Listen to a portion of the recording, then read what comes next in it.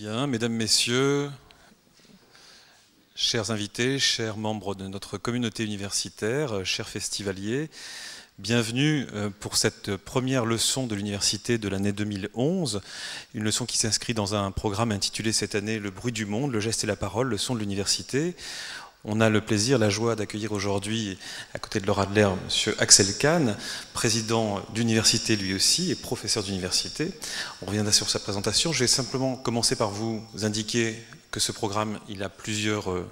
En plus, vous pouvez ajuster le son comme ça pendant que je parle. Plusieurs journées. Donc le 13 juillet à 15 h, nous aurons le bruit du monde, le geste et la parole présenté par Laura Adler. Et pour préciser les invités, nous aurons parmi nous Paul Veyne, qui a accepté d'ouvrir cette journée. Nous aurons Arthur Noziciel et Laure, qui a confirmé également.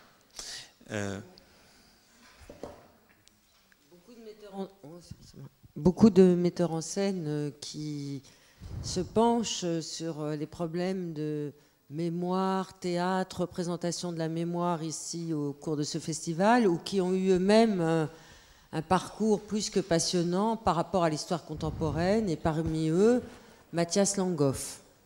Voilà. Mais il y aura aussi des gens aussi venus de ces pays qui se réveillent en Méditerranée. Il y aura aussi Angélique Ionatos qui nous parlera de ce qui se passe en Grèce. Et donc, il y aura un va-et-vient, effectivement, entre le monde gréco-romain que connaît si bien Paul Veyne et sur lequel il a tant écrit et qu'il a enseigné si magnifiquement au Collège de France pendant de nombreuses années, jusqu'au bruit du monde aujourd'hui et à ce réveil qui se produit en ce moment, ce réveil révolutionnaire. Cela sera suivi à 22 h par la projection d'un film dans le parc de l'université, un très beau film de Joseph Léo Mankiewicz, All About Eve. Chaque fois qu'on fait ces projections dans le parc, c'est vraiment un moment magique et extraordinaire, donc vous y êtes tous bienvenus, tout ça est évidemment gratuit. Suivi ensuite par une nuit blanche de théâtre, toujours dans la foulée de ce 13 juillet, on vous occupe jusqu'au 14 juillet.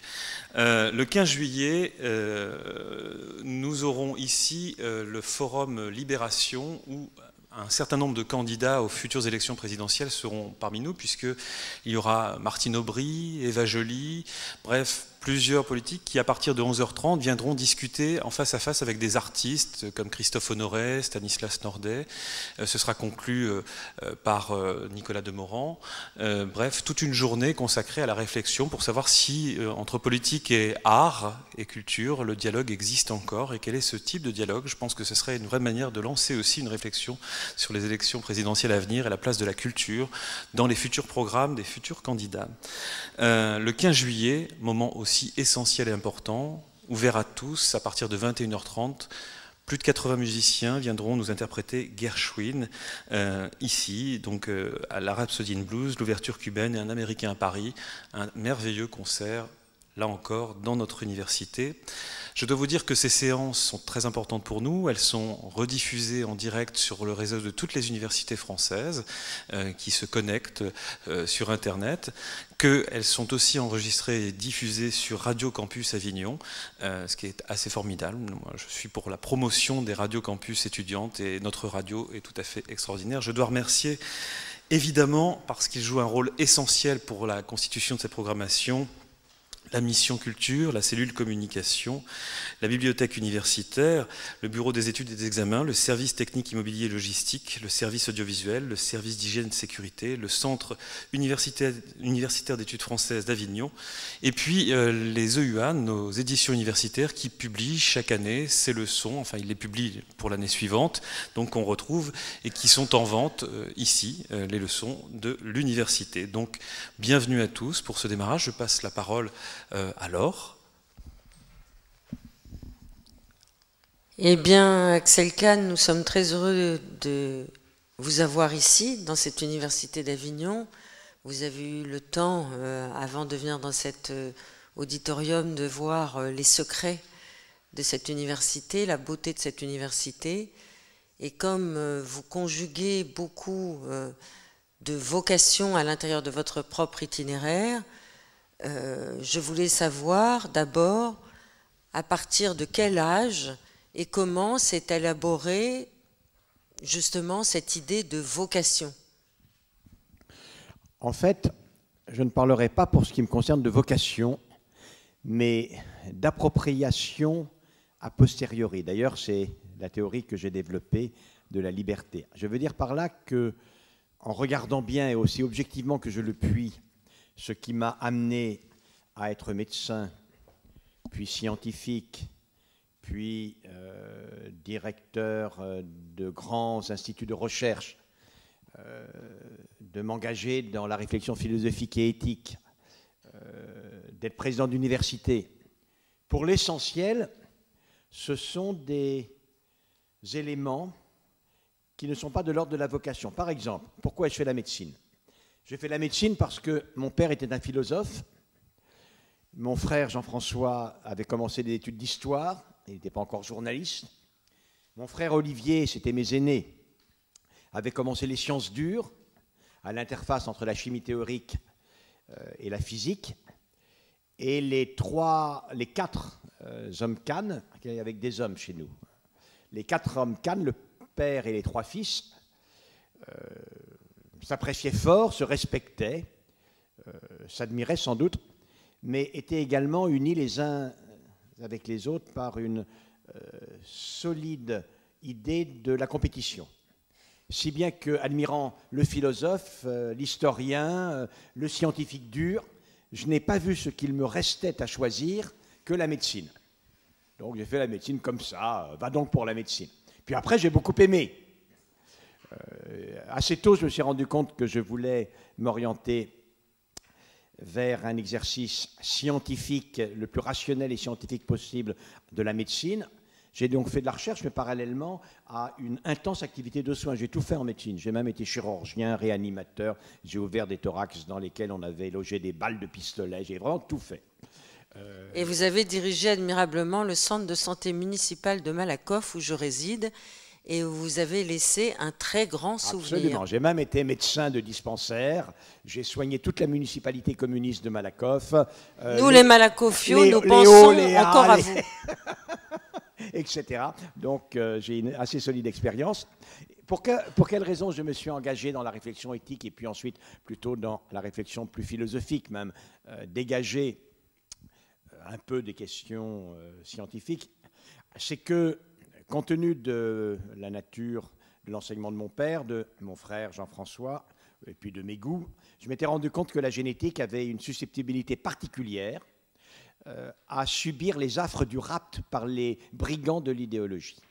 Et essayant d'être un grand généticien, un bon généticien, d'enrichir ma discipline, cela m'a montré l'évidence de ce qu'était ma responsabilité, certes d'enrichir la génétique, mais également de contribuer à la défendre contre tous ceux qui voulaient en saisir la substance pour essayer de consolider leur idéologie de stigmatisation que je combattais. Donc j'ai essayé d'être un généticien enrichissant ma discipline et de me porter au créneau également de ceux qui la défendaient contre les brillants que je combattais.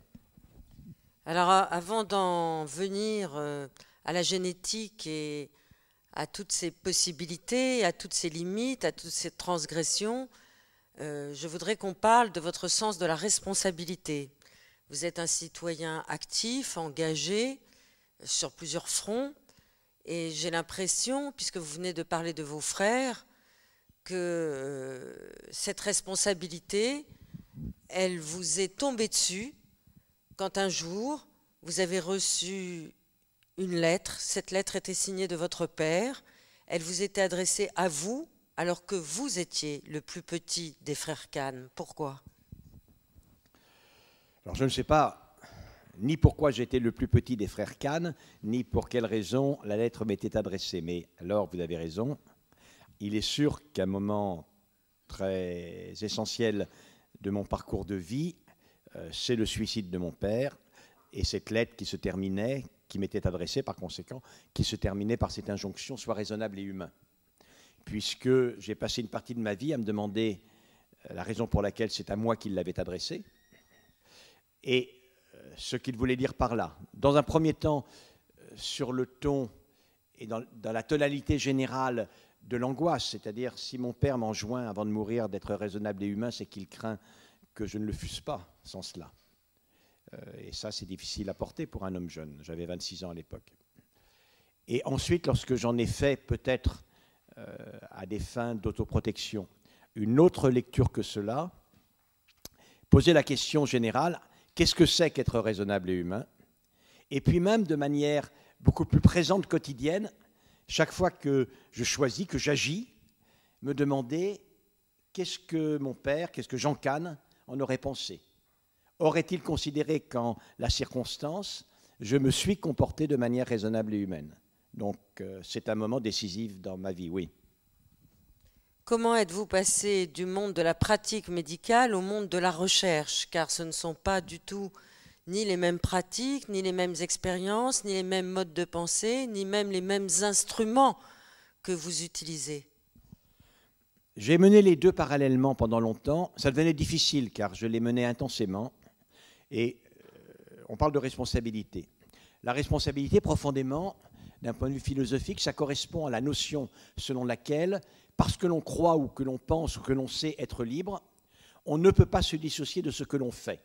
Ce que l'on fait, si on a choisi de le faire, cela signifie que l'on aurait pu faire autre chose et que par conséquent, on est ce que l'on fait. Et par conséquent, on en est responsable. La responsabilité, profondément, c'est cela. Or, pour un médecin, être responsable, il peut ne pas être médecin, c'est donner toutes ses chances à son malade.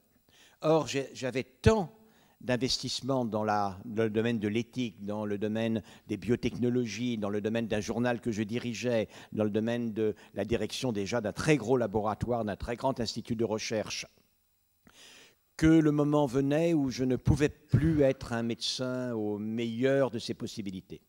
Donc ça a été une angoisse. Et puis, il y a un événement très particulier. J'ai dit que j'avais fait de la réanimation. J'étais de garde de réanimation en 1992. Et dans mes lits, il y avait une jeune femme qui avait fait une tentative de suicide abominable. Elle avait avalé 1 demi-litre d'eau de Javel. Et dans ces cas-là, le liquide, c'est pareil avec des acides, le liquide se met à corrompre, à dissoudre tout d'abord l'ésophage et puis au-delà de l'ésophage, le médiastin. Ça donne des lésions tout à fait épouvantables, ce sont des douleurs atroces et en général, quoi que l'on fasse, la mort survient dans des complications infectieuses. Et cette jeune femme était comme ça entre la vie et la mort, mais personne ne pensait qu'elle pouvait survivre depuis des mois. Et une nuit de garde, par conséquent, j'avais beaucoup travaillé. La garde avait été très agitée. Je me suis couché, je crois, à 3h, 4h du matin. J'étais totalement épuisé. Et une demi-heure après que je me suis couché, ou 1 heure après, on est venu me réveiller parce que cette jeune femme allait mal. Et à ce moment-là, l'idée m'a traversé. Qu'est-ce qu'on vient me déranger pour elle? Le mieux eût été qu'elle fût morte auparavant. Je n'aurais pas à me lever. Et en même temps que cette pensée me traversait, je me suis rendu compte qu'elle était totalement incompatible avec la responsabilité d'un réanimateur. Et j'ai décidé de cesser totalement de prendre des gardes de réanimation. Et effectivement, j'ai cessé totalement, définitivement, de prendre des gardes de réanimation. Et très vite, j'ai abandonné mes consultations à l'hôpital, au dispensaire de Malakoff également. Et je me suis consacré à la recherche et également à la réflexion éthique et philosophique. Quand vous êtes arrivé dans le monde de la recherche en génétique, les principales découvertes étaient déjà faites. C'était des découvertes absolument fondamentales pour la notion d'espèce. À partir de quel moment vous avez décidé de l'orientation que vous alliez donner à votre propre recherche sur le plan éthique, philosophique et scientifique? Alors non. Vous me croyez plus jeune que je ne suis, cher Laure. Quand je suis arrivé en médecine, quand j'ai terminé ma médecine, les principales découvertes en génétique étaient nullement faites. Le génie génétique n'existait pas et les connaissances étaient extraordinairement rudimentaires. En fait, j'ai commencé à faire de la recherche dans le domaine de l'étude des maladies génétiques, mais pas en étudiant les gènes, en étudiant le produit des gènes, c'est-à-dire les protéines. Une maladie génétique, en général, est une altération d'un gène qui conduit à l'anomalie en quantité ou en qualité d'une protéine. Celle-ci joue un rôle important dans l'économie d'une cellule et il s'ensuit des désordres variés. Et moi, j'étudiais ces désordres variés au niveau de ces briques que sont les protéines. Et puis est apparu dans les années 70-72 le génie génétique, Le génie génétique, avec son développement très rapide, a été accessible pour étudier aussi la génétique humaine, si bien que j'ai continué à mener ce type de recherche, non plus au niveau des produits des gènes, mais au niveau de ce dont ils étaient le produit, c'est-à-dire les gènes eux-mêmes. Et dans les années 80, parce que cela a été accessible en génétique humaine, je me suis lancé dans cette voie. De la même manière, travaillant sur ces maladies, je me suis intéressé à l'étude de leur traitement. C'est la raison pour laquelle je me suis intéressé aux perspectives de la thérapie génique. J'ai continué à travailler sur les cancers et les leucémies, mais en particulier au niveau des gènes. Je travaillais sur les anomalies des systèmes de métabolisme, de consommation intracellulaire des aliments, des nutriments, la nutrition. J'ai continué à le faire en regardant comment les gènes étaient contrôlés par la nature de ce que l'on mangeait, etc., etc. Voilà quel a été le cheminement. Mais finalement, vous n'avez jamais dissocié votre pratique de médecin, même si vous ne la pratiquiez plus, de votre propre recherche scientifique. Non, je suis profondément médecin, il n'y a pas de doute. C'est-à-dire que dans mes références intellectuelles, il y a ce qui vient de ma formation philosophique, mais il y a aussi ce qui vient de mon profond rationalisme philosophique et scientifique. Je suis profondément rationaliste, et ce qui vient également de toutes les perspectives que j'ai rencontrées en médecine. Et ayant une très importante expérience médicale, notamment dans des maladies lourdes, des maladies graves, des maladies confrontées à la douleur et à la mort quotidienne, il est bien évidemment que ça a forgé beaucoup de mes interrogations et de mes réponses. Comment se fait une découverte scientifique dans le domaine qui est le vôtre? Nous, grand public, on a l'impression que les chercheurs travaillent sur le plan international, sont connectés entre eux en permanence. Est-ce que ce travail est si collectif que cela, ou est-ce qu'on peut dire qu'on a inventé quelque chose? Le plus souvent, la découverte scientifique est une fulgurance, et une fulgurance d'un individu entouré d'un groupe, ou d'un groupe. Ça n'est pas la communauté scientifique qui fulgure en concert. Alors, c'est moins vrai aujourd'hui, mais ce ne sont pas des grandes découvertes. Lorsqu'un grand programme international parvient à connaître le génome de telle ou telle espèce, le génome humain, c'est un pas et un progrès important, mais ce n'est pas une découverte à proprement parler. La découverte survient dans deux circonstances schématiques.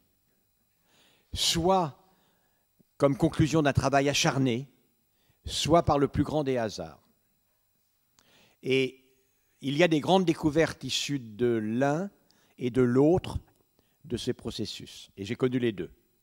Parfois, on s'est fixé un but, on mène la recherche avec intensité, on rencontre des difficultés, on est confronté à des erreurs, on a à surmonter des déceptions immenses, on ne se décourage pas.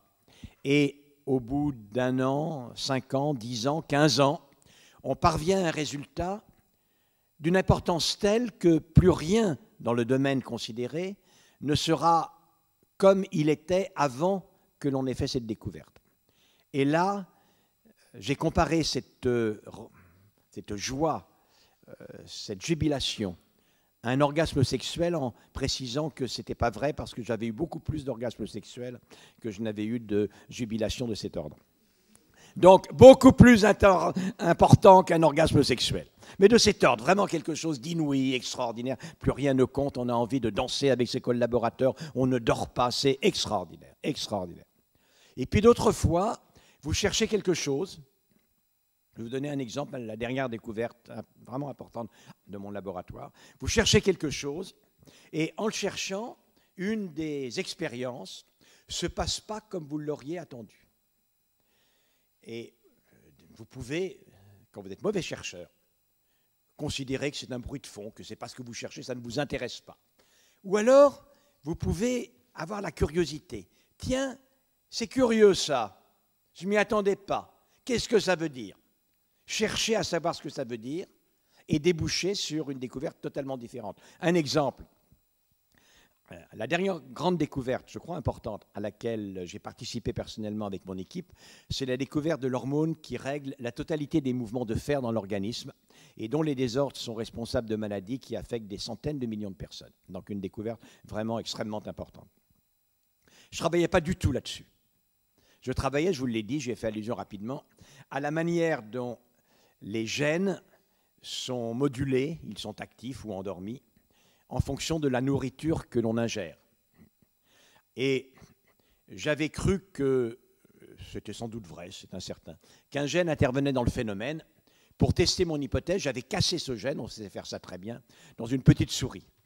Donc la petite souris est née avec ce gène cassé. Et alors, cette petite souris, elle était vraiment pas flambante. Les petits souriceaux étaient tout palos. Ils n'avaient pas de poils et ils mouraient. Alors ma collaboratrice est venue me voir en disant « c'est pas du tout ce que l'on pense, regardez, de toute façon on ne peut pas travailler parce que les souris elles ne vivent pas ».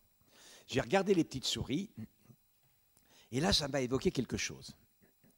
Ça m'a évoqué quelque chose qui est les très jolies femmes qui à 15-16 ans se mettent à avoir les ongles cassants, les cheveux qui tombent, qui ont ce teint pâle vert, on appelle ça la chlorose. C'est lié à ce que, lors des premières règles, il se fait un déséquilibre et le fer manque. Et en l'absence de fer, il y a la pâleur due à l'anémie. Et puis, comme le fer est très important pour constituer ce qu'on appelle les fanères, les cheveux et les ongles, il y a ces manifestations. Et par conséquent, j'ai dit, écoutez, regardez voir comment sont les globules rouges de ces souriceaux. Les souriceaux étaient massivement anémiques. Et les globules rouges étaient vides d'hémoglobine, c'est-à-dire qu'il n'y avait pas la synthèse de cette protéine qui nécessite le fer pour être synthétisé. J'ai fait doser le fer était quasiment indosable. Ces souriceaux manquaient cruellement de fer. Alors j'aurais dit, écoutez, faites-leur donc dans le ventre des piqûres, on ne pouvait rien leur faire bouffer à ces pauvres petits animaux, des piqûres d'un produit qu'on utilise chez les gens qui ont des chloroses et qui ne peuvent pas supporter par la bouche le fer. Et alors on a vu quelque chose d'extraordinaire. De jour en jour, les petits souriceaux sont mis à rosir, les poils se sont mis à repousser, on les voyait pousser devant nous. C'était extraordinaire et ils se sont portés très très très très bien. Alors on s'est demandé pour quelles raisons ces souriceaux, alors qu'on a cassé un gène censé intervenir dans le métabolisme des sucres, naissent-ils totalement anémiques? Et on s'est dit, s'ils naissent anémiques, c'est sans doute que l'on a cassé autre chose que ce gène. Donc on a regardé ce que l'on avait cassé, on a vu qu'une substance n'était pas là. Et on a fait l'hypothèse, c'est peut-être l'hormone de régulation du fer, dont on sait qu'elle existe depuis 60 ans, mais qu'on n'a jamais trouvée. Et on a fait des hypothèses, etc., etc. Et effectivement, on avait tout à fait par inadvertance cassé le gène codant l'hormone de régulation du fer. Et ça a été une découverte absolument fondamentale. Après, on a démontré que cette hormone était vraiment impliquée dans toutes les maladies impliquant le fer. Donc là, vous voyez, on dit en anglais serendipity, ou bien résultat rationnel, mais on ressent la même jouissance dans un cas comme dans l'autre de ces succès. Est-ce que c'est de l'ordre de l'impensé qui devient pensable quand on fait une découverte de ce genre, ou est-ce que c'est de l'ordre de l'intuition et de l'expérimentation? Dans le premier cas, c'est le pensé qui devient pensable et racontable. Dans le deuxième cas, c'est de l'ordre de cette curiosité en permanence aux aguets. Celui qui est curieux de tout, qui voit tout ce qui ne correspond pas à ce qu'il attendait. Il y a chez les personnes, et c'est vrai dans un domaine dont on va reparler, celui de l'art, cette curiosité extrême à tout ce qui est une variation par rapport à la norme. Être intéressé par la déviance par rapport à la norme et non pas par la perfection de répétition de la norme. Ça, c'est une caractéristique de l'artiste, mais c'en est une également du chercheur. Mais justement, ne peut-on pas dire que la recherche scientifique, telle que vous la pratiquez, s'apparente à une démarche artistique, à la prise de risque, à l'inventivité, au ressourcement dans l'imaginaire? On peut le dire, et en réalité, il y a deux formes de créativité principales que l'on appelle la créativité dont le but et d'entraîner une émotion esthétique, et il y a la créativité dans le domaine de la rationalité. La science ou la philosophie d'ailleurs, parce qu'il y a deux types de rationalité.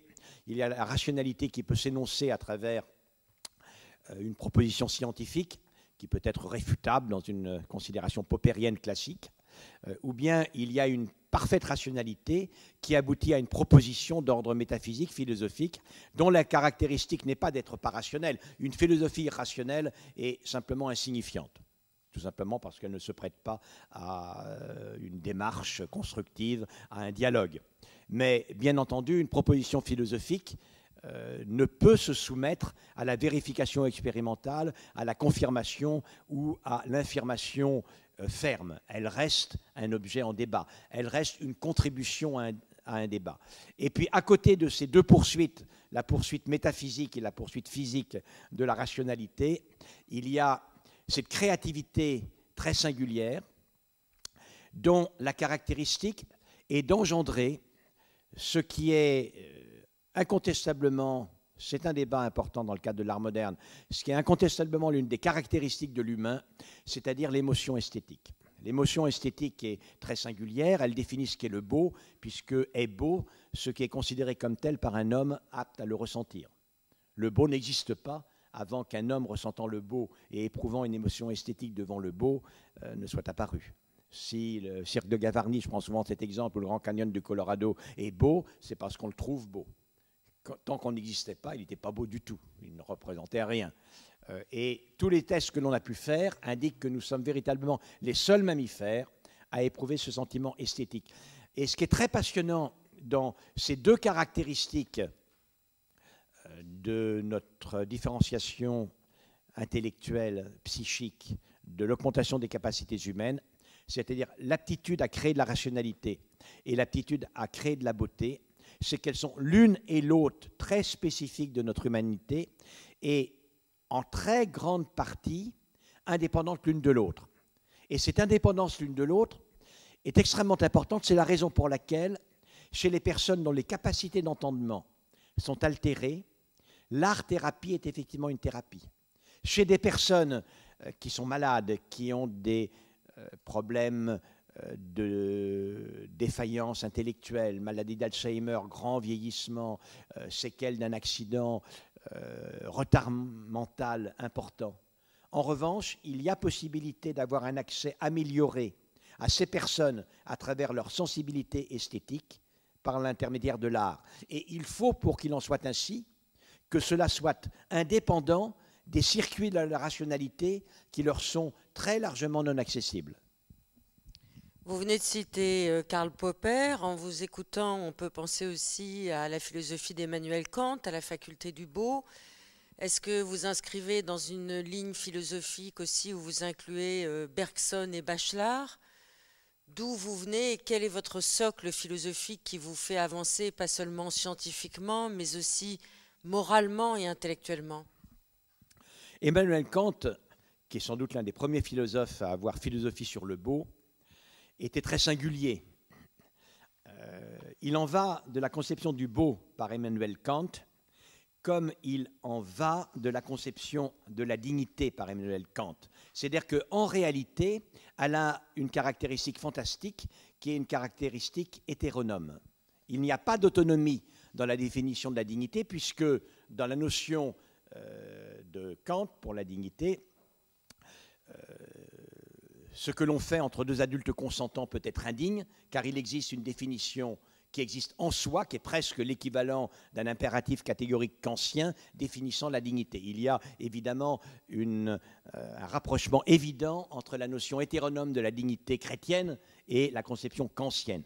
Moi, je suis profondément persuadé que la dignité est un terme extrêmement important, mais qu'elle est purement autonome. La dignité, pour moi, a la signification qu'on ne peut pas discriminer les individus au plan de la dignité. En revanche, personne n'est amené à me dire ce qu'il est digne dans ce que je fais pour que je le reste. Cela, je le refuse totalement. Pour la beauté, Emmanuel Kant considérait que la beauté en soi existait, qu'elle était une caractéristique de notre humanité. Et d'ailleurs, Il considérait qu'elle était tellement en soi que la vraie beauté résidait dans la nature et que toute la beauté artefactuelle était une dégradation de la beauté de nature, comme vous le savez. Or, je ne le crois nullement, bien entendu. Et la caractéristique de l'émotion esthétique est que, au départ, bien entendu, et d'ailleurs c'est une question d'une extrême difficulté de savoir pour quelles raisons il en est ainsi. Au départ, elle est suscitée par la contemplation de différents spectacles de la nature, liés ou non liés à l'attraction sexuée, qui est un des éléments très importants, bien entendu, dans la perception de la beauté.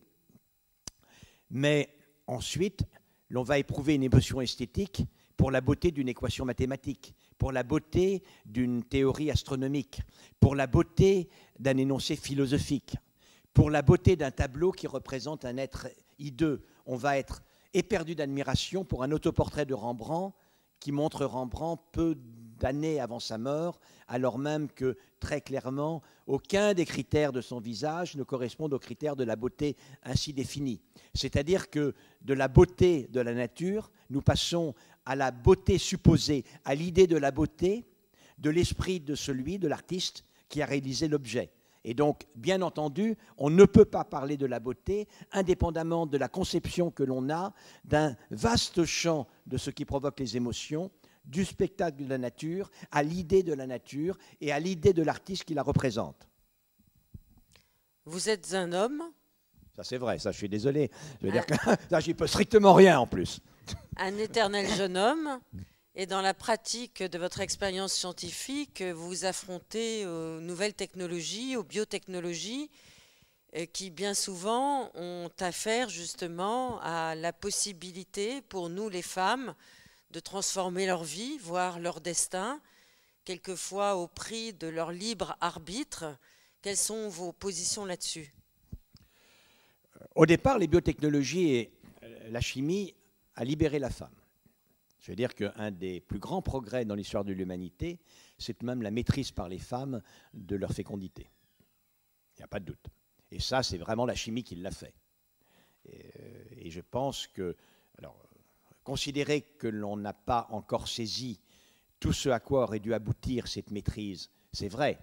Mais nier qu'il s'agisse d'un moment absolument fondamental et d'une illustration totalement éminente du progrès, je crois que ça ne serait pas lucide. Les biotechnologies, maintenant, sont effectivement des biotechnologies qui instrumentalisent peut-être le corps de la femme, ça c'est les mères porteuses, mais également l'embryon, en règle générale. Et la question qui se pose est la suivante. Quels sont les critères amenant à déterminer si un progrès scientifique et technologique, notamment dans le domaine de la procréation, est un progrès pour la femme et pour l'homme, ou bien est une menace? C'est typiquement l'interrogation éthique. Ma conception du progrès est très claire, c'est que le progrès avec un grand P ne peut se dire que dès lors qu'il est un progrès pour la femme et pour l'homme, pour l'humain, on va dire. Et que par conséquent, un progrès technologique ou financier n'est pas immanquablement un progrès pour l'humain, comme chacun le sait. De ce point de vue-là, je ne garde aucune confiance et je ne me réfère absolument pas pour apprécier ce qui est, d'un point de vue moral, licite et illicite, au caractère naturel et non naturel de ce que l'on fait. Comme je vous l'ai dit, rien n'est plus non naturel que de bloquer les sécrétions hormonales de la femme pour lui permettre de contrôler sa fécondité. Je considère que c'est un progrès considérable. De la même manière, donner à des femmes qui viennent d'accoucher des produits incertains que la chimie a fabriqués ou bien que l'on a isolés par purification de substances normalement produites en quantité infinitésimale par pénicillium pour éviter qu'elle ne meure de fièvre puerpérale, ce n'est pas du tout naturel et c'est un progrès absolument considérable. Donc il n'y a aucun rapport entre le naturel et ce qui est licite ou ce qui est illicite. En revanche, la frontière fondamentale du licite et de l'illicite, c'est la frontière humaine. Je vous ai dit que le progrès est pour moi, le progrès avec un grand P, le progrès est pour moi celui qui est un progrès pour les conditions d'épanouissement de l'humain. Donc la seule question qui se pose, c'est ce que l'on apprend à faire, la nouvelle maîtrise, le nouveau pouvoir, est-il une chance ou une menace pour ce qu'il y a d'humain en nous, pour ce qui nous fait humains les uns et les autres. De ce point de vue-là, parlons des mères porteuses. Donc les mères porteuses, chacun connaît la technique. Il s'agit d'un couple dont la femme, pour différentes raisons, chirurgicales ou malformations, est parfaitement féconde. Elle a des ovaires qui ovulent, mais elle n'a pas de matrice qui permet de mener à bien une gestation, d'être enceinte et d'accoucher. Or, ce couple veut absolument un enfant et la femme veut porter cet enfant, mais elle ne le peut pas, et elle veut en tout cas un enfant qui procède d'elle-même. Et l'on demande le service d'une tierce personne, d'une autre femme, qui elle a une matrice. Et la technique consiste à placer dans la matrice de cette mère porteuse, par conséquent, des ovocytes de cette femme dépourvue de matrice, fécondés par des spermatozoïdes de son conjoint, en principe, et par un contrat, oui, parce qu'il y a toutes les figures d'école qui ont été décrites. Il y a même un cas où une femme seule, ménopausée, a demandé à recourir à une mère porteuse. D'ailleurs, elle a eu des enfants, 2 jumeaux aux États-Unis, et pour que ça reste dans la famille, elle a fait féconder les ovules d'une autre femme par le sperme de son frère. Comme ça restait dans la famille. Voilà.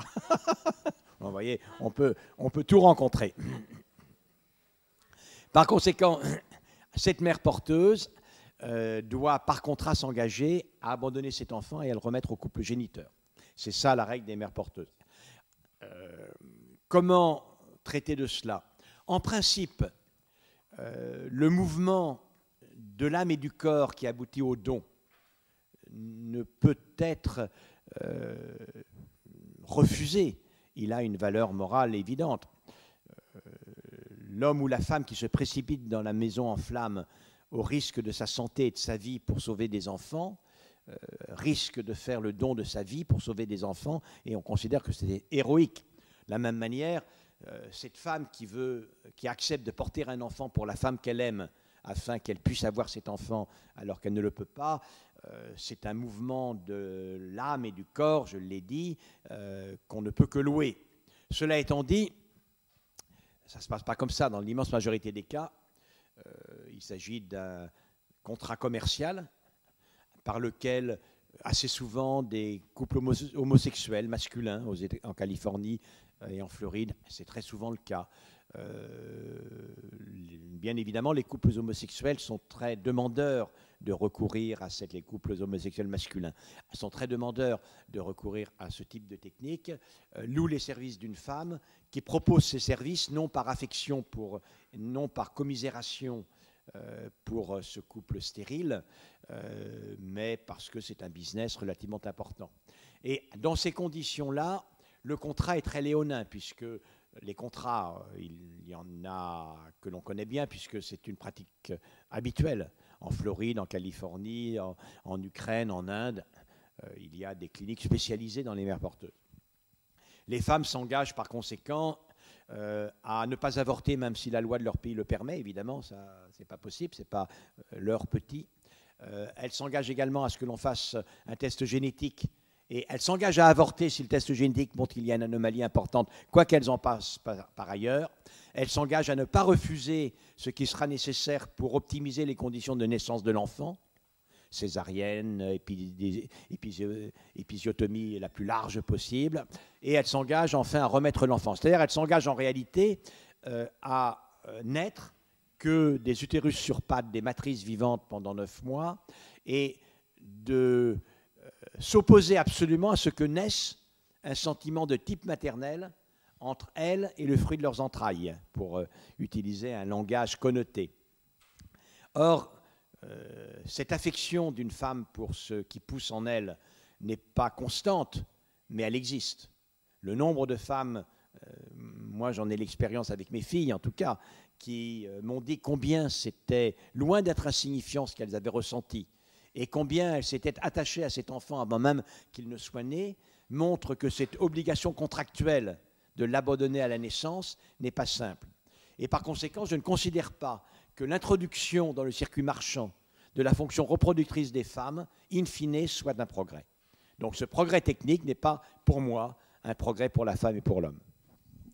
N'avez-vous pas l'impression que justement on assiste en ce moment à une période où il y a une instrumentalisation du corps de la femme? Du corps de la femme et de l'homme aussi. Il y a une instrumentalisation. La grande caractéristique, c'est que nous sommes dans une période, et c'est très intéressant d'en parler dans le cadre d'une leçon qui est donnée à l'occasion du début du Festival d'Avignon. Le titre de cette leçon, c'est la culture. Or, qu'est-ce que c'est la culture? La culture, il y a plusieurs définitions, mais profondément, la meilleure manière de... Je vais répondre à votre question, c'est un détour. La meilleure manière de définir ce qu'est la culture, c'est d'imaginer ce qu'est la représentation théâtrale dans la Grèce antique. Dans la Grèce antique, le peuple vient assister à des représentations où toutes les références, toutes les discussions, tous les mythes du peuple sont mis en scène, tous les dessins, toutes les passions sont illustrées, et où le peuple lui-même, à travers le cœur, est représenté. La culture, c'est en quelque sorte étendue à l'échelle d'une vie ce qu'est, dans l'instantanéité, le théâtre antique grec, c'est-à-dire c'est ce qui fait lien, ce qui fait société, c'est ce qui permet d'avoir un corpus de références partagées qui crée la société. Nous sommes dans une société très singulière où les biens, de plus en plus, n'existent qu'en fonction de leur contrepartie financière. Ça, c'est une grande caractéristique qui a débuté depuis très longtemps, mais qui, bien entendu, et je ne crois pas que ce soit un manichéisme démoniaque qui m'amène à dire cela, est une grande caractéristique de l'époque. Tout a une contrepartie financière. On en arrive même, je parlais tout à l'heure de la relativité du beau.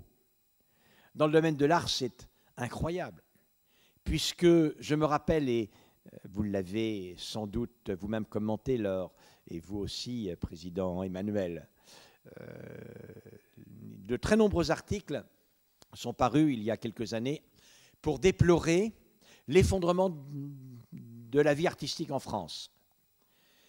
Et l'élément qui était mis en avant pour démontrer la défaillance, la décadence de la vie artistique en France était la très piètre qualité du marché de l'art dans ce pays. Le marché de l'art dans ce pays est très inférieur à ce qu'il est à Genève, à Lausanne, ne parlons pas de Londres et de New York.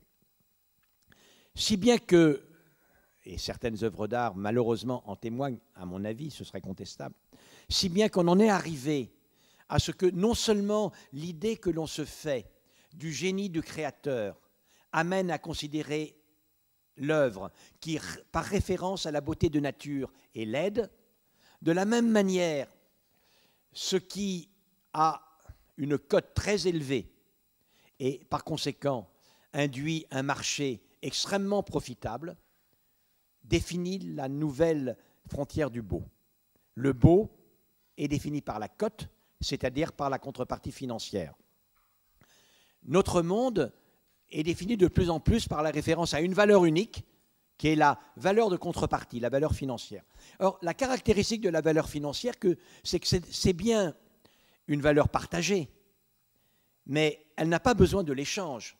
La tragédie grecque a besoin du cœur qui représente le peuple, elle a besoin du jeu des acteurs qui illustrent les passions, elle a besoin du peuple sur les gradins. La contrepartie financière va de pair en réalité avec un consumérisme individualiste de tout crin. Et à partir du moment où seule la valeur financière est la valeur partagée, tout le reste est singulier, on en arrive à ce que tout ce qui peut augmenter la valeur financière est le seul dénominateur commun de notre société. Et l'instrumentalisation est à prendre dans le sens et comme conséquence de cela. Pour quelle raison, en effet, le corps de la femme, mais pas lui seulement, est-il instrumentalisé? C'est que sa contrepartie en valeur, sa contrepartie financière, c'est ce qu'elle peut engendrer comme argent si on l'instrumentalise. Voilà. Et ça, c'est une des grandes caractéristiques de notre société. Par conséquent, si j'avais un mot d'ordre important, c'est essayons de maintenir un goût immodéré, une passion débordante, décapante pour le beau, indépendamment de sa cote. Bravo, bravo. J'avais peut-être une dernière question à vous poser. On pourrait passer toute l'après-midi entière avec vous, tellement ce que vous dites est passionnant, mais je pense qu'il y a des personnes dans la salle qui veulent vous poser des questions. On parle d'art, on parle de science, on parle de philosophie depuis le début de cette leçon. On a parlé aussi de morale. N'avez-vous pas l'impression que même si la société a augmenté la permissivité dans beaucoup de domaines relevant des mœurs, vous parliez tout à l'heure des mères porteuses, vous parliez des couples gays, vous parliez de cette homosexualité qui est de plus en plus acceptée, même si c'est dans certains endroits et pas, hélas, dans tous. Et en même temps, n'avez-vous pas l'impression que nous assistons à une sorte de régression morale et sexuelle, et que ce que nous avons vécu dans l'après-68, qui participait d'un essor de la société et d'une construction d'un rapport à l'autre, se trouve complètement effrité, voire détruit, parce qu'il y a une espèce de repliement sur l'individualité. Votre question est compliquée, et je crois qu'il faut essayer de ne pas se payer de mots, de ne pas être schématique. Je ne dis pas que vous ne l'êtes jamais, Laure. Mais néanmoins, je prends votre affirmation, voilà, avec prudence. Premièrement, bien évidemment, la plus grande des inventivités dans les jeux sexuels entre deux adultes consentants, de même sexe ou de sexe différent, à 2, à 3, à 4, à 5, à 6, à 7, à 8 ou à plus, n'appelle de ma part aucune évaluation et aucun sentiment, aucune réprobation a posteriori morale, strictement aucune. À partir du moment, si j'ai à en connaître, à partir du moment où ces jeux sexuels s'inscrivent dans un échange entre des êtres qui conservent leur humanité. Lorsque l'autre est le sexe qui fait jouir, le vagin dans lequel on s'introduit, et cesse totalement d'être une personne dont les sentiments vous importent, lorsque la sexualité est totalement instrumentalisée, elle est aussi le moyen de jouir, naturellement, mais lorsqu'elle ne devient plus que cela, indépendamment de la considération pour la plus grande complexité de l'être, alors il y a régression, car c'est simplement l'altérité qui s'efface derrière une sexualité qui la nie. C'est ça qui est contestable. De ce fait, je n'ai bien évidemment aucun sentiment de réprobation envers la sexualité, homosexualité, y compris. Ce que je réprouve dans les mères porteuses, c'est l'instrumentalisation. C'est le fait justement que la femme qui porte pour le couple, dans l'immense majorité des cas, cesse d'être une femme. Je l'ai dit, elle est une matrice vivante, elle est un utérus sur pattes. Or moi, une femme, pour moi, ne peut jamais être réduite, même pour 9 mois, contractuellement, à un utérus sur pattes. Par conséquent, ce qui est totalement essentiel, c'est que l'on prenne conscience en permanence de la complexité. Un couple dans ses ébats est le moyen l'un l'autre de parvenir à la jouissance. Une jouissance qui est également une communion partagée, qui est également ce que l'on reçoit et ce que l'on donne. Casanova, d'ailleurs, le vrai Casanova, avait des paroles très remarquables. Le grand jouisseur qu'il était mettait toujours sa vie sexuelle comme une forme de don et était toujours extrêmement attentif à ce que recevait la femme et aux échanges qu'il avait avec les femmes multiples qu'il avait connues. C'est la raison pour laquelle ce que je réprouve, c'est d'une part, effectivement, l'effacement de l'être derrière ce à quoi on l'utilise momentanément. Là, je fais référence à un impératif kantien. Je ne suis pas kantien, vous l'avez compris, et parfois je considère qu'il y a quelque chose d'essentialiste qui ne correspond pas à mon matérialisme profond dans Emmanuel Kant. Il n'empêche que l'injonction kantienne consistant à dire « fais en sorte de considérer l'humanité, non seulement dans ta personne comme dans la personne de tout autre, non seulement comme un moyen, mais également comme une fin, reste une injonction fondamentale de la pensée éthique. Un homme pour une femme, un homme pour un homme, une femme pour un homme ou un homme pour un homme, peut être le moyen de la jouissance s'il est également un être considéré pour lui-même et s'il n'est jamais limité à cela. C'est ça que je réprouve, et le gros problème et la raison pour laquelle vous avez raison d'être inquiète, c'est que le sentiment d'enrichissement mutuel, y compris par la jouissance, n'a pas de contrepartie financière. Alors qu'en revanche, la qualité de la jouissance que je vais vous offrir, vous pouvez le payer. Et c'est pour ça que l'on s'intéresse au deuxième élément de mon affirmation et pas au premier. Alors, dernière question, vous êtes un des présidents de l'université les plus engagés en France. Que pensez-vous aujourd'hui de l'état de l'université et quel avenir? Moi, je suis un amoureux fou de l'université. J'ai dit un jour que, à mon âge, on ne pouvait pas parler de démon de midi, mais que je pouvais évoquer mon démon de minuit, et que mon démon de minuit, la belle pour laquelle je me pâme, c'est l'université.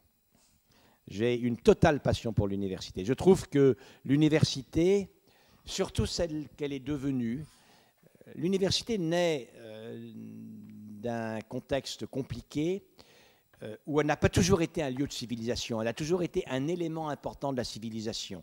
C'est-à-dire, c'est entre plusieurs où du dissensus naît une proposition nouvelle, enrichie, qui est un enrichissement collectif au corpus culturel. C'est ça, profondément, le processus de la civilisation. Dans le monde que l'on a dit et que vous avez vous-même stigmatisé à travers vos questions, Laure Adler, quel est le lieu où normalement, ce n'est pas toujours comme ça, mais quel est le lieu où normalement le philosophe s'enrichit du contact avec le mathématicien, qui est curieux de savoir ce que sont les motivations du médecin, qui n'est pas totalement dédaigneux de ce que fait le pharmacien, encore que, mais il n'est pas toujours dédaigneux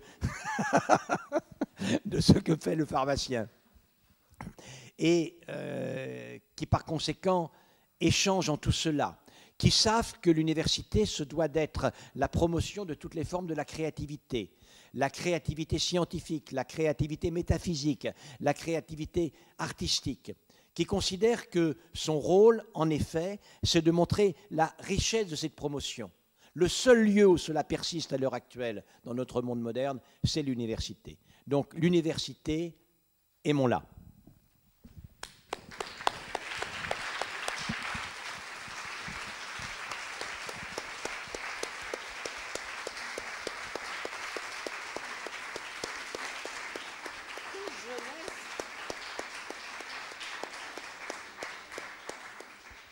Merci beaucoup, cher président. Et en traversant la cour, en plus, Axel Kahn m'a fait une confidence. Est-ce que je peux m'inscrire à l'Université d'Avignon et des Pays de Vaucluse? Je crois que, comme tous les conférenciers qui sont venus ici, cette université est la vôtre, cher Axel. Est-ce qu'il y a quelques questions dans la salle? Grand moment de silence.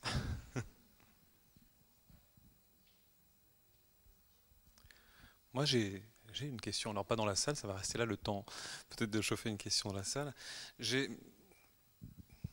En vous écoutant, je ne sais pas pourquoi j'avais cette image dans la tête de cet épisode d'une série télévisée où on voit des chirurgiens esthétiques et on voit Catherine Deneuve venir les consulter.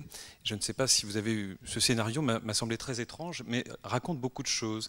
Elle vient voir ces deux chirurgiens esthétiques en leur demandant quelque chose d'assez insensé, selon beaucoup de monde. Elle vient avec les cendres de son mari, de son compagnon, et dit voilà, je voudrais qu'on mette ces cendres dans des prothèses mammaires et qu'on me greffe ces prothèses mammaires pour avoir effectivement ces cendres toute la fin de ma vie avec moi. Et je trouve que c'est une... Voilà, on parlait tout à l'heure de science et de progrès, et je trouve que cette histoire est tout à fait sidérante parce qu'elle ne fait que raconter aussi quelque chose qui fait que nos valeurs sont systématiquement en oscillation. On parlait de l'autre, de la curiosité, et là, le partage ne devient plus partage, mais réellement possession. Et Léo Ferré, qui avait si bien décrit ce qu'est l'amour, mon bel amour, ma déchirure, prendre conscience qu'effectivement la culture, c'est prendre aussi conscience qu'on ne pourra jamais posséder l'autre totalement, nous montre que la science tend, par ses progrès quelquefois, à raviver aussi ces valeurs de possession extrême.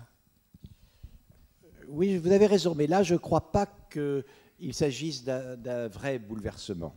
Ce que je veux dire par là, c'est qu'après tout, la science était moins évoluée qu'elle n'est lorsqu'un certain général Boulanger allait se faire sauter la cervelle sur la tombe de sa dulcinée qui était morte. Vous vous rappelez le film Manon des Sources, où Auteuil, qui joue l'amoureux,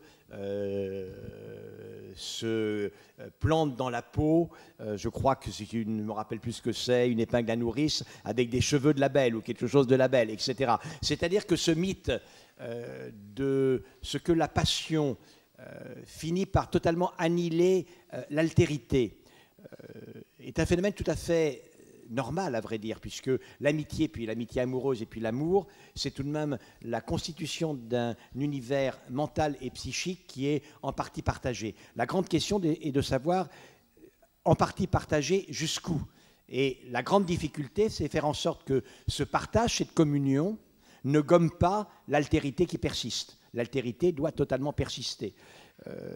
Cet esprit de possession, par ailleurs, il est à l'origine, avec le sentiment machiste, de toutes les formes de jalousie absolue. L'autre ne peut pas exister sans moi, je ne peux pas exister sans l'autre, et si l'autre, par conséquent, me trompe, c'est une trahison, c'est de toute façon le bouleversement du réel, et de ce fait, je suis prêt à tout, y compris à le tuer ou y compris à la tuer. C'est-à-dire que ce sentiment, qui est très joliment illustré par le désir d'avoir les cendres de son mari dans ses prothèses mammaires, n'illustre la modernité que parce que il s'agit de prothèses mammaires.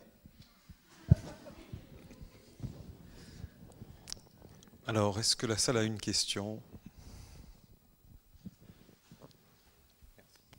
Oui, bonjour. J'aurais voulu savoir, en évoquant avec Paul Virilio une question autour du procès Galilée, Paul Virilio affirmait que le procès Galilée en soi n'était pas un scandale. Ce qui est un scandale, c'était le résultat du procès. Et Paul Virilio continuait en disant que depuis Oppenheimer, il n'y avait pas eu de procès et qu'aujourd'hui, on ne pouvait pas empêcher la science d'avancer et qu'aujourd'hui, on ne pouvait plus remettre la science en procès. Donc j'aurais voulu avoir votre avis, s'il vous plaît. Alors, tout d'abord, il faut se rappeler le contexte du procès de Galilée. Galilée, homme remarquable, d'un caractère épouvantable, a travaillé avec des mécènes qui ont été jusqu'à la fin, en réalité, les ecclésiastiques, y compris le futur pape. Le cardinal Barberini, qui deviendra le pape Boniface, qui sera pape au moment du procès de Galilée, a été son soutien extrêmement actif auparavant. Ce qui est reproché dans le procès de Galilée, en l'occurrence, ce qui est reproché par l'Église, ça n'est pas qu'il présente ces thèses selon lesquelles la Terre n'est pas exceptionnelle, qu'il y a des montagnes dans la Lune également, et que Copernic a raison et que la Terre est un astre comme les autres qui tourne autour du Soleil. C'est parce qu'il le présente non pas comme une hypothèse probable, mais comme une totale certitude. Or, les Écritures aussi sont interprétées à l'époque comme le présentant comme une totale certitude. Si bien qu'on lui propose plusieurs fois d'admettre tout à fait ces thèses, de les enseigner comme une nouvelle hypothèse intéressante. Et il s'y refuse totalement. Il refuse totalement de transiger. Ce qui, à l'époque, effectivement, on n'est pas dans une démocratie, on est dans une théocratie, très clairement, et une remise en cause du pouvoir, une contradiction du pouvoir. Aujourd'hui, on continuerait à être jugé et condamné de par une remise en question du pouvoir, mais pas à partir d'arguments scientifiques. En revanche, la remise en question du pouvoir continue de valoir éventuellement pour la personne qui le conteste, de le menacer de poursuite et d'un jugement. Le procès de Galilée est de ce point de vue-là très, très, très intéressant. C'est-à-dire qu'on aurait très bien pu imaginer, et je pense que j'aurais été Galilée, je vais vous dire, moi j'aurais passé un compromis. Ouais, je dis franchement, hein, j'aurais été Galilée, j'aurais continué à enseigner, j'aurais dit par ailleurs, et puis après tout, les Saintes Écritures disent autre chose. C'est tout ce qu'on lui demandait. Il a refusé. Alors je ne dis pas qu'il a eu ce qu'il a mérité parce qu'il était têtu, mais tout de même il était têtu. Autre question?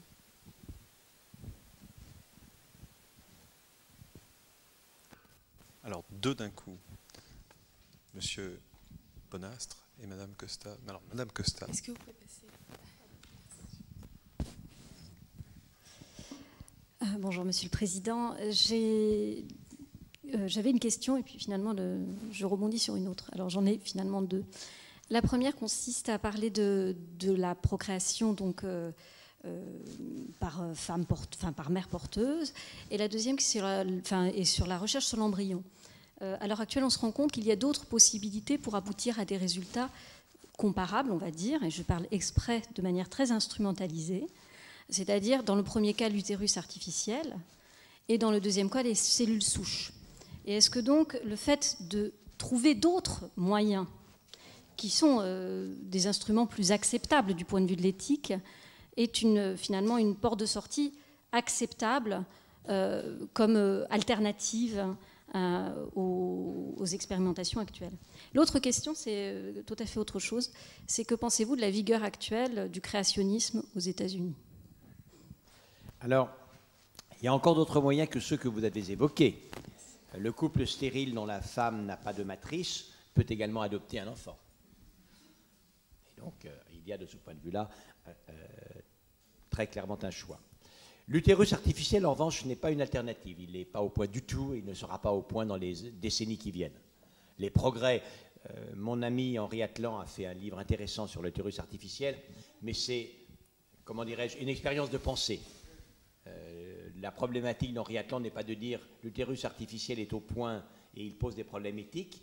Il est d'ailleurs passionnant. J'aimerais que vous réfléchissiez à ce que vous en pensez. Si l'utérus artificiel existait, cela serait-il une chance ou une menace pour les femmes? Une chance, les hommes et les femmes seraient à égalité. Chacun contribuerait dans la procréation par leurs gamètes et ensuite la gestation se ferait de leur côté. Mais d'un autre côté, les femmes ont, c'est pour ça d'ailleurs qu'elles ont été tellement brimées par les hommes qui le savent, ont un avantage considérable sur les hommes.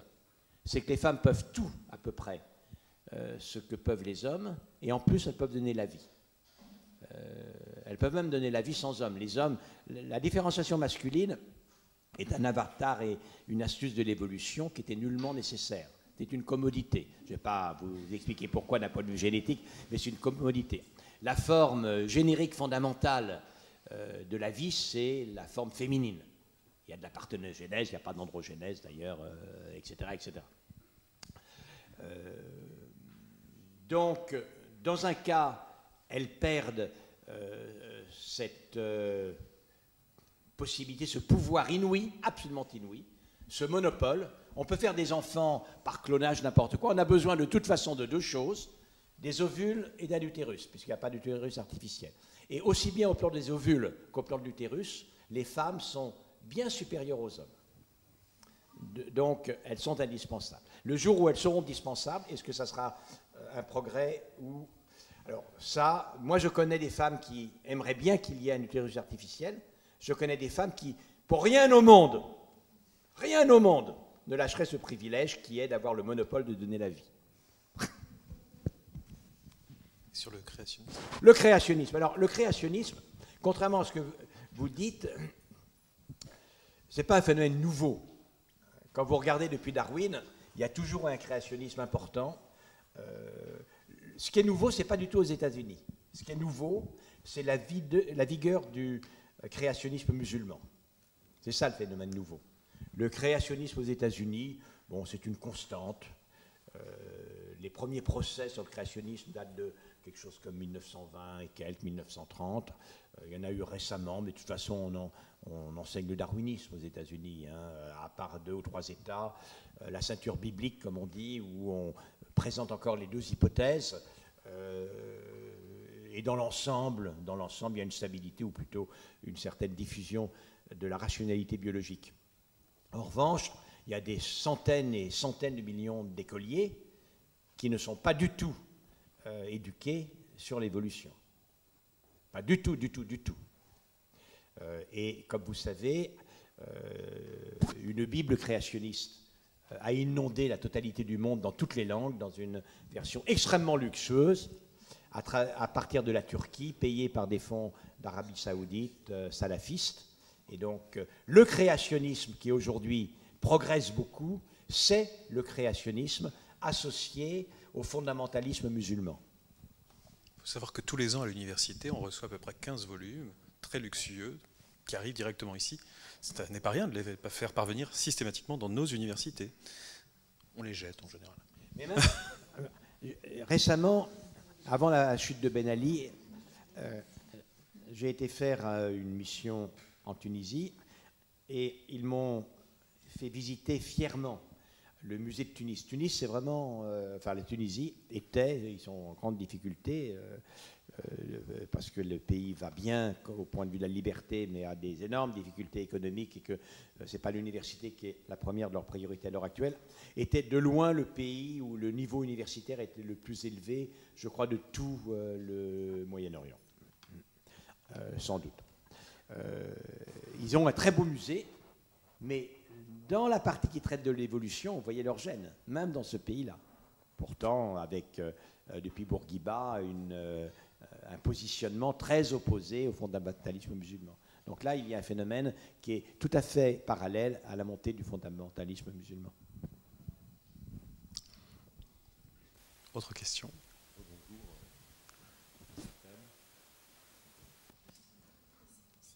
Ben moi, je vous entends. Hein. Bon, oui, ça va beaucoup mieux. Vous nous avez dit tout à l'heure, vous nous avez présenté la capacité à identifier la beauté comme étant un des signes caractéristiques de l'espèce humaine par rapport au moins aux mammifères en règle générale, mais on pourrait dire au monde animal en général.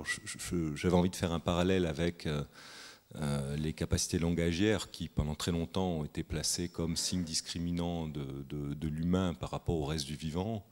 Or, il me semble, depuis quelques années, que nous découvrons dans le monde animal hors humain de plus en plus de capacités langagières, ce qui nous amène à nous reposer la question, est-ce que c'est si discriminant de l'humain? Est-ce que vous pensez que sur l'esthétique, la capacité à reconnaître la beauté, nous pouvons avoir le même style de découverte dans le futur? Alors, tout cela, c'est de toute façon assez souvent une affaire de degrés. Il n'y a pas de langage animal qui soit aussi développé, aussi riche, aussi combinatoire que le langage humain. Mais les oiseaux, pour ce qui le concerne, voire même peut-être les primates, certainement les cétacés, arrivent à échanger avec des émissions sonores qui ne sont pas monotones, qui ne sont pas aléatoires, qui arrivent à synchroniser l'une sur l'autre et qui évoquent un échange utilisant cette émission sonore. D'autres animaux ont une gestuelle sémiologique, une gestuelle qui est une vraie sémiotique. Même les insectes. On croit que les drosophiles, par exemple, sont capables d'indiquer aux mouches qui sont restées près de leur point de départ où se trouvent des sources de nectar, les abeilles, où se trouvent les sources de nectar par un vol, par une danse informative particulière. Mais le langage humain a une grande singularité de par sa capacité d'engendrer une quantité à peu près infinie de signifiants à partir d'un nombre très limité de signifiés. Très peu dans notre langage et quelques centaines avec les idéogrammes. Pour ce qui est de la création de beauté, ce qui existe, sont la reconnaissance des signaux d'attraction sexuelle. Il n'y a pas de doute que Madame Pan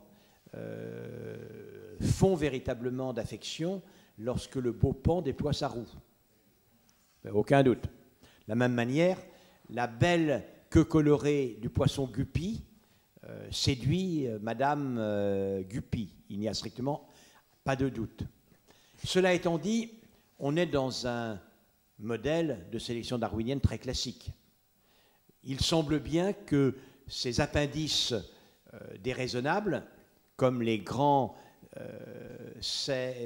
bois du cerf qui l'emmènent à s'empêtrer dans les broussailles et qui sont extrêmement désavantageux, sont conservés uniquement parce que la biche trouve ça du plus bel effet. Et c'est un signe de la valeur génétique du produit qui sera le résultat de leur union.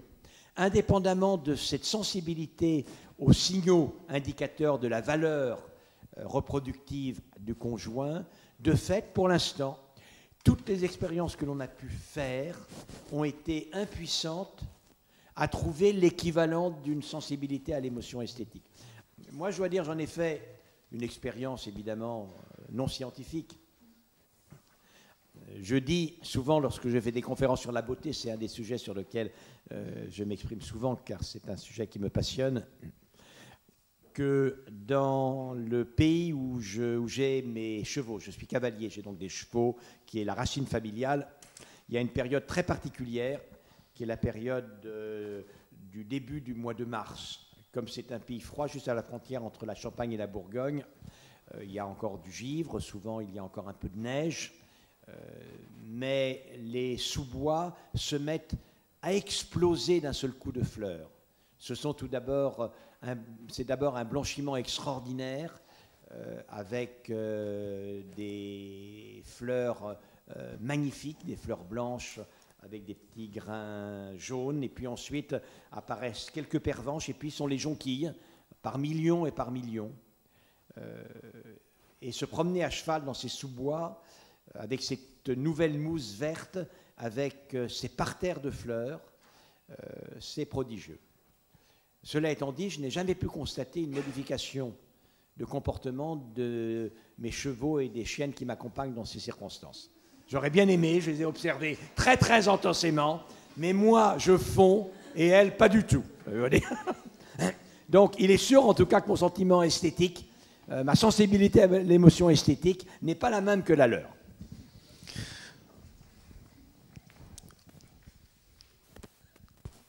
Oui, c'est juste pour rebondir, la question qui vient d'être posée suscite la mienne. J'ai envie d'aller un peu plus loin.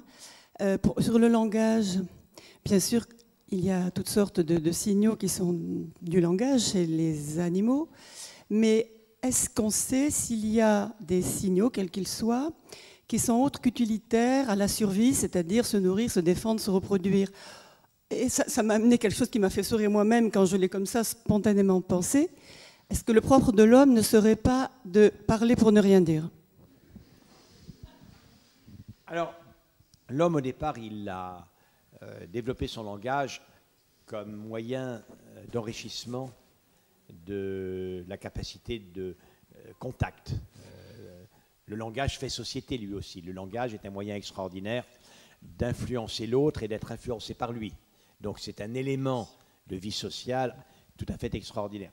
Cela étant dit, très souvent, ce qui s'est développé comme en réponse à un mécanisme de sélection tout à fait classique peut être utilisé à bien d'autres effets. Après tout, l'accouplement entre un homme et une femme n'a été sélectionné que pour procréer. Et il est de notoriété publique qu'il arrive parfois que des hommes et des femmes l'utilisent dans un souci tout différent de celui de la procréation.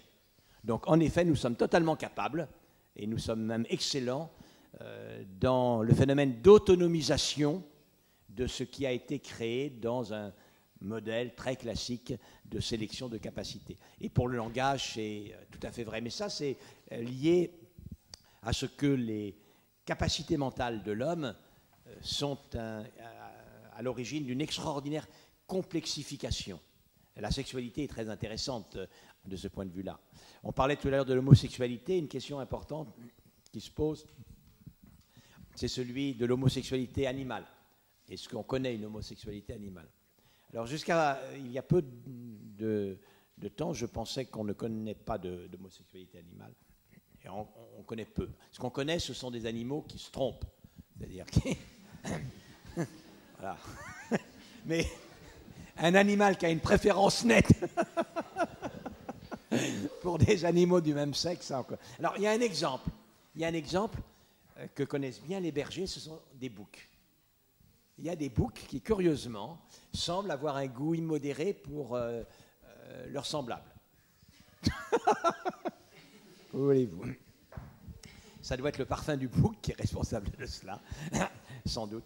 Mais ça doit être, à ma connaissance, c'est l'exception.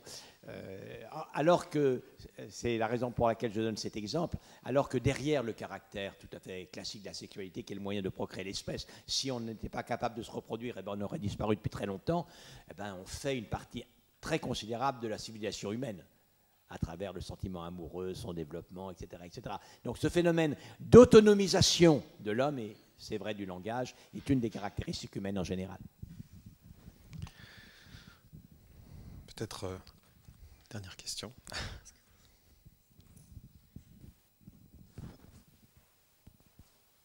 Bonjour, je voulais vous poser une question sur la recherche.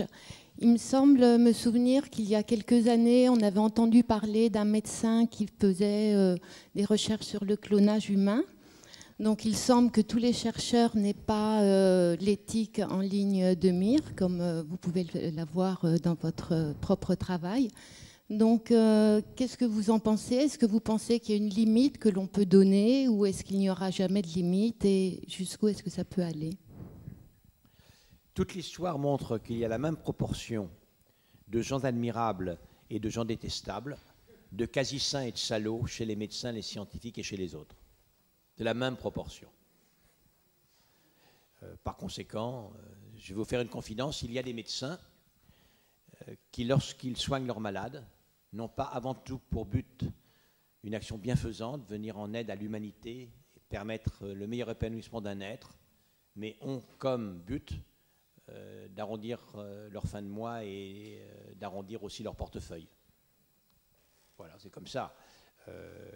Et lorsque, en particulier, il semble que pour des raisons soit sectaires, c'est la secte des Raéliens, soit pour des raisons de marché, il y aurait un marché considérable en développant le clonage humain, bien évidemment, il y aura des gens qui développeront le clonage humain. Si le clonage humain n'est pas aujourd'hui réussi, c'est qu'on n'y est pas parvenu. Voilà. Le jour où on saura cloner des primates et des primates humains, on clonera des primates humains. D'ailleurs, la question n'est pas celle-là, il n'y a pas de doute. Hein. Il y a une telle demande financière, il y a des gens qui, pour toute une diversité de raisons, sont prêts à payer sans doute 2 millions de dollars pour cloner leur femme morte, pour se cloner avant de mourir de manière à être immortel, que sais-je, des fantasmes de ce type-là. Donc il y a incontestablement un marché pour cloner les humains.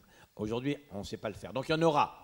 La question est, est-ce que nos sociétés considéreront que l'on peut, dans certaines conditions, autoriser le clonage humain comme une des formes de reproduction de l'humain, ou alors considérera-t-on qu'il s'agit d'un délit et que certes, il faut aider les victimes, mais qu'il ne convient pas d'accepter le délit en lui-même et qu'il importe de poursuivre les délinquants? C'est ça la question. Chacun sait qu'il est interdit de tuer son prochain, mais qu'il y a des criminels. Ils sont poursuivis. En d'autres termes, un monde qui autorise le crime et un monde qui l'interdit mais n'est pas capable de le stopper totalement n'est pas le même monde.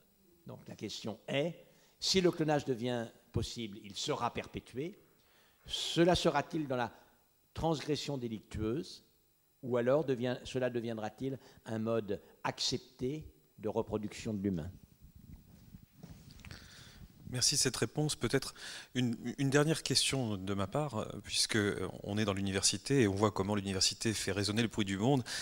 Tu viens, cher Axel, de signer un livre de dialogue avec Valérie Pécresse. Quel avenir pour nos universités selon toi? Je crois que c'est aussi une question qui nous importe. C'est un livre de dialogue qui s'appelle Controverse. Hein. Je vois que certains Il s'appelle pas convergence. Hein. Il s'appelle pas connivence. Il aurait pu s'appeler convergence. Il aurait pu s'appeler connivence. Il s'appelle controverse. Alors, pour avoir des controverses, il faut mieux avoir une controverse avec quelqu'un avec qui on n'est pas d'accord. Est-ce que vous la regrettez pas? Maintenant qu'elle est plus là. C'est un peu tôt. C'est un peu tôt. Je veux dire, moi je suis d'une absolue hétérosexualité, donc je préférais Valérie Pécresse à Laurent Wauquiez, si vous voulez. Si c'est ça que vous me demandez, c'est une belle femme, il n'y a pas de doute, c'est une belle femme. Oh, Laurent Wauquiez est intelligent aussi, il a été major de Normal Sup, ça montre qu'il n'est pas totalement sot. Hein, voilà. Alors, le problème, c'est que Valérie Pécresse connaissait très bien, oui. Laurent Wauquiez, il connaît rien, enfin rien au domaine. Je l'ai vu hier, je crois. On est vendredi, oui. Donc je l'ai vu hier, et c'était amusant même. Donner une leçon d'université. Ah bah oui, vous répéterez pas ce que j'ai dit. Hein. Ce n'est pas enregistré. Il y a une fois par mois, un petit déjeuner entre le ministre, le cabinet du ministre, et les grands dirigeants d'organismes de recherche. Et la CPU, la conférence des présidents d'université, est représentée par le président de la commission recherche. Or, je suis le président de la commission recherche de la conférence des présidents d'université. Et comme Laurent Wauquiez prenait contact avec toutes ces personnes, le directeur, le président de l'INSERM, du CNRS, tous les autres, ce qui est normal, il a commencé par un tour de table. En demandant à chacun de se positionner, de se présenter. Alors, chacun s'est présenté. Le directeur du CNRS a dit que, bien évidemment, il était le bateau amiral de la recherche française. Que, voilà. Le CEMAGREF a dit que dans le domaine de du machinisme agricole et de l'environnement, il n'y avait pas d'autre organisme aussi pertinent que lui. D'ailleurs, il était le seul, etc.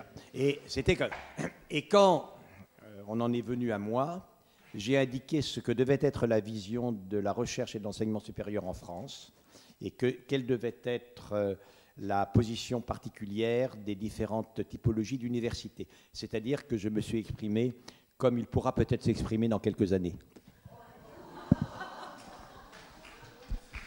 Merci beaucoup.